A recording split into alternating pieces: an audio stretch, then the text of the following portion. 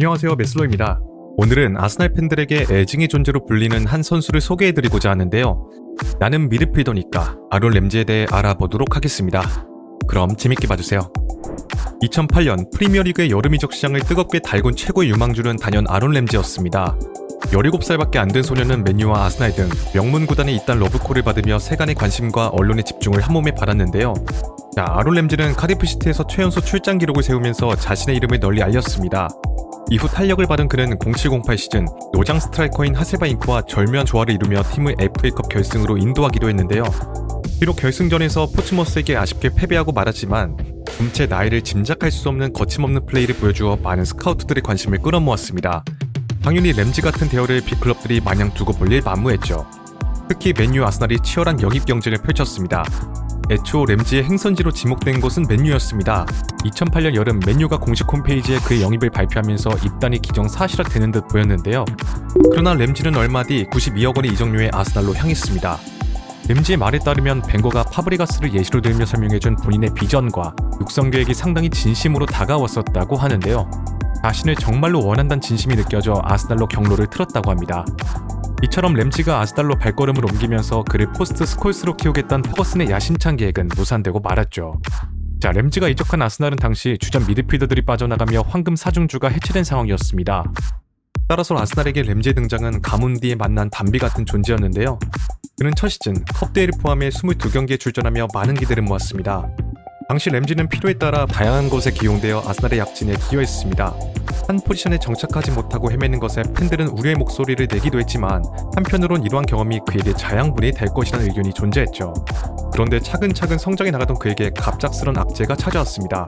2010년 2월 27일 스토크시티와의 경기 중 상대 수비수 쇼크로스의 거친 태클에 심각한 골절상을 당해 시즌아웃 되고 만 것이었습니다. 고작 19살밖에 되지 않은 그에게는 너무나 가혹한 부상이었는데요. 이후 피나는 재활 끝에 약 1년여 만에 복귀하는 데 성공했지만 경기 감각을 회복하는 것이 급선무라고 판단한 벵거는 그를 2차례 임대 보냈습니다. 그러나 램지는 임대에서 복귀한 후에도 도무지 경기력을 회복하지 못하며 매번 실망스러운 경기력을 보여주었죠. 그럼에도 불구하고 벵거 감독이 그에게 꾸준한 기회를 주면서 한때 램지는 벵거의 양아들이라 불리며 팬들로부터 빈축을 사기도 했습니다. 11-12 시즌엔 공미 포지션에 기용되는 빈도가 잦았는데 익숙하지 않은 포지션에 기용되었다는 점을 감안해야 하긴 하지만 무리한 플레이를 남발해 팬들로부터 많은 비난을 듣기도 했습니다. 그러나 중요한 순간마다 한 골씩 넣어주는 모습을 보여 팬들에겐 애증 그 자체였죠. 그런데 12-13 시즌에 디아비의 부상 공백을 메우기 위해 본 포지션인 중미로 기용되기 시작하면서 부활의 조짐을 보이기 시작했습니다. 본래 강점이었던 왕성한 활동량이 더해 오프더볼 움직임이 시너지를 일으킨 것이었는데요. 게다가 꽤나 높은 태클 성공률까지 기록하고 있었기에 공수 양면에서 맹활약을 펼쳤습니다. 이후 그의 상승세에 활용 정점을 찍어줄 선수가 영입되었으니 2013년 여름 세계적인 공격형 미드필더 웨질이 합류한 것이었습니다. 창의적인 패스였던 웨질은 항상 침투각을 살피던 램지와 찰떡호흡을 보여주었는데요. 그렇게 시즌 초반 램지가 공격수만큼의 매서운 득점력을 보여주면서 미친 듯한 퍼포먼스를 보이자 언론에서는 이들을 사비에스타와 비교하기도 했습니다. 안타깝게도 램지는 햄스트링 부상으로 장기간 이탈하면서 상승세를 이어나가진 못했죠. 그럼에도 불구하고 그는 13-14 시즌 리그에서 10골 8도움이란 엄청난 공포 생산력을 보여주었으며 FA컵 결승전에선 결승골을 터뜨려 9년 만에 아스날에게 우승컵을 안겨다 주었습니다. 이러한 활약으로 아스날 올해 선수에 선정되는 영광도 안게 되는데요. 그리고 램지와 웨질의 활약은 꾸준히 이어졌는데 지난 시즌에 램지의 잦은 침투 시도로 아르테타의 수비 부담이 늘어나는 것을 확인했던 벵거는 완벽한 공수 밸런스를 잡으면서 웨질과 램지를 공존시키기 위해 전술 조정을 고심하기 시작했습니다. 그 결과 램지의 윙어화라는 결론이 도출되었죠. 램지를 윙어로 기용하되 그가 중원으로 들어와 플레이하도록 했으며 램지의 뒷공간은 베일린이 오버래핑하여 메워주거나 수민 코클랭이 메워주도록 조정한 것이었습니다. 따라서 사실상 램지는 가짜 윙어이고 베일린이 윙어 역할을 한다고 할 수 있었는데요. 이는 곧바로 효과를 나타내기 시작했습니다. 하지만 램지에게는 치명적인 단점이 한 가지 존재했습니다. 오프더블 능력이 뛰어나 여러 찬스를 만들어내긴 하지만 세모발이라고 불릴 정도로 골 결정력이 떨어지는 모습을 보여 보는 이들로 하여금 답답하게 만들었죠. 그리고 당시 램지가 속한 웨일스 대표팀은 베일과 램지의 활약으로 무려 56년 만에 유로 2016 본선 무대를 밟을 수 있었습니다. 웨일스는 배트맨과 로빈으로 묘사되는 가레스 베일, 램지의 활약으로 무려 4강 돌풍을 일으켰는데요. 당연히 아스날에서의 활약도 기대봄직했는데 고질적인 햄스트링 부상과 여전히 나아지지 않는 골 결정력, 심한 기복으로 최악의 시즌을 보냈습니다. 그러나 결정적인 순간에 한 방씩 터뜨려주는 모습으로 다시 한번 아스날의 FA컵 우승에 기여하며 팬들의 마음을 들었다 놨다 했죠. 시간이 지나 2018년 벵거 감독이 팀을 떠나고 에메리가 아스날의 새 사령탑으로 부임하며 팀의 대대적인 변화가 찾아왔습니다. 에메리는 램지를 중심으로 스쿼드를 구성하겠다는 계획을 세웠지만 기대보다 못한 활약에 어느 순간부터 벤치로 밀려나고 말았는데요. 이로 인해 재계약 협상에도 난항을 겪기 시작했습니다. 그런데 훗날 밝혀지길 선수와 감독 모두 서로 재계약에 동의했지만 보드진에서 램지의 재계약을 철회한 것이라고 하죠. 그리고 얼마 안가 재계약에 실패했던 기사가 보도되었습니다. 그러자 유벤투스를 비롯해 밀란과 같은 세리에 다수 팀들과 미넨 맨유 등 여러 클럽들과 연결되었는데요. 이후 2019년 2월 램지가 여름에 유벤투스로 합류한다는 소식이 전해졌습니다. 당시 유벤투스는 호날두를 영입해 전력을 극대화시켰으나 중원의 부진이 발목을 붙잡고 있었습니다. 피아니치, 엠레찬을 제외한 캐디라, 마튀디 등이 기대 이하의 퍼포먼스를 보여주며 중원에서의 창의성이 부족하다는 평가를 받고 있었죠. 이에 램지에게 손을 내민 것이었습니다. 그런데 램지는 오히려 재계약 사과가 마무리된 뒤 에메리 체제에서 핵심 선수로 기용되어 공수양면에서 맹활약했는데요. 그렇게 2019년 여름 램지는 11년간 몸담은 아스날과 이별하고 자유계약으로 유벤투스에 합류했습니다. FA로 영입된 만큼 굉장히 높은 주급을 받았는데 그의 주급은 무려 6억 5천만 원이었습니다. 아스날에서 2억 4천만 원의 주급을 받았던 것을 감안하면 주급 때문이라도 유벤투스 이적을 택했다고 해도 이상하지 않을 금액이었죠. 그러나 이탈리아 생활은 녹록지 않았습니다. 두터운 뎁스를 구축한 팀에서 절대적인 입지를 확보하지 못했는데요. 영입된 지 얼마 안 됐음에도 불구하고 연봉에 비해 실망스러운 경기력과 심한 기복, 안부상까지 달고 있어 팬들 사이에선 처분 1순위 자원으로 불렸습니다. 결국 유벤투스에선 별다른 모습을 보여주지 못하고 얼마인가 살생부의 이름을 올리게 되죠. 2021년엔 뉴캐슬, 아이날둠의 대치자를 구하던 리버풀과 연결되기도 했습니다. 그러나 이적은 성사되지 못했는데요.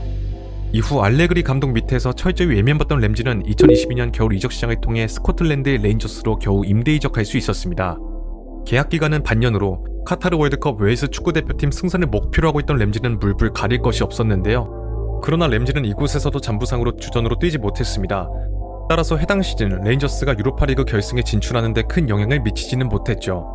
당시 레인저스는 결승전에서 프랑크푸르트를 만나 승부차기까지 가는 접전을 치렀는데 연장 118분에 승부차기를 염두하고 교체 출전한 램지가 유일하게 실축하면서 프랑크푸르트에게 우승컵을 내주고 말았습니다. 이에 램지에게 수많은 비난이 쏟아졌는데요. 경기 감각을 회복하고 자신감을 얻기 위해 임대 이적한 레인저스에서 오히려 이 모두를 잃고만 셈이었습니다. 그리고 램지의 매각에 실패한 유벤투스는 결국 램지와 상호합의하에 계약을 해지하며 그를 방출하게 되죠.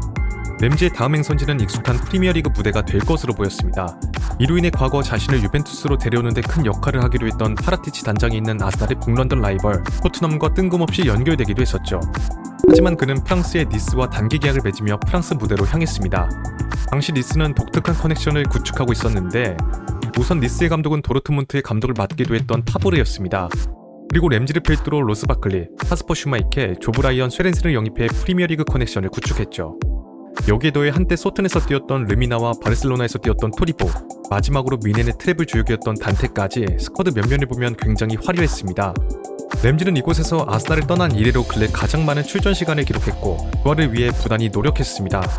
결과적으로 그토록 염원하던 카타르 월드컵에 문제없이 나설 수 있었는데요. 이전의 전력에 더해 전도 유망한 유망주들까지 더해지며 탄탄한 스쿼드를 구축한 웨일스는 큰 기대를 받았습니다. 그러나 조별리그 1무 2패로 부진한 성적을 기록하며 일찍이 탈락하고 말았죠. 램지 역시 공격 포인트도 기록하지 못하고 부진했습니다. 그러자 웨일스의 팬들은 일제히 베일과 램지를 비난했는데요. 이들 덕분에 월드컵에 나설 수 있던 것이었지만 혹자는 유니폼 낭비라고 강도 높은 발언을 하기도 했습니다. 이에 대한 상심이 컸는지 램지는 탈락 후 한 달이 거의 가까이 되는 시간 동안 소속팀에 복귀하지 않았는데요. 얼마 뒤 겨우 마음을 추스르고 니스로 복귀한 램지는 22-23 시즌 니스의 리그 5위, 유로파 컨퍼런스 리그 출전권을 따내는 데 일조하고 연장 계약 없이 작별을 고했습니다. 어느덧 커리어 말년을 준비해야 하는 시기가 찾아온 램지의 다음 행선지는 바로 친정팀인 카디프시티였습니다. 무려 15년 만에 친정팀으로 복귀함과 동시에 아들도 함께 유스팀에 입단하면서 낭만과 의미가 어우러진 전례 없는 오피셜을 뛰었는데요. 그리고 현재까지 카디프시티에서 뛰고 있습니다. 그러나 너무나 잦은 부상에 굉장히 적은 출전 시간만 소화하고 있으며 이곳에서 은퇴할 것으로 예상되고 있습니다. 놀라운 사실이 있다면 램지는 원래 럭비 선수로 활동했고 비교적 늦게 축구 선수의 길로 들어섰다는 것입니다. 이로 인해 강인한 체력을 지녔지만 기본기가 부족하다는 단점이 있었던 것인데요. 댄스만큼은 굉장히 좋았기 때문에 팬들은 만약 럭비가 아닌 축구를 일찍이 먼저 시작했다면 월드클래스급으로 성장하지 않았을까라는 아쉬움을 내비추기도 했습니다. 자, 여러분들은 오늘 이야기를 들으면서 어떤 생각이 드셨나요? 댓글로 의견을 남겨주시면 감사드리겠습니다. 자, 오늘의 영상은 여기까지입니다. 재밌게 보셨다면 좋아요와 구독을 부탁드리며 다음에는 더 재밌는 컨텐츠로 찾아뵙도록 하겠습니다. 감사합니다.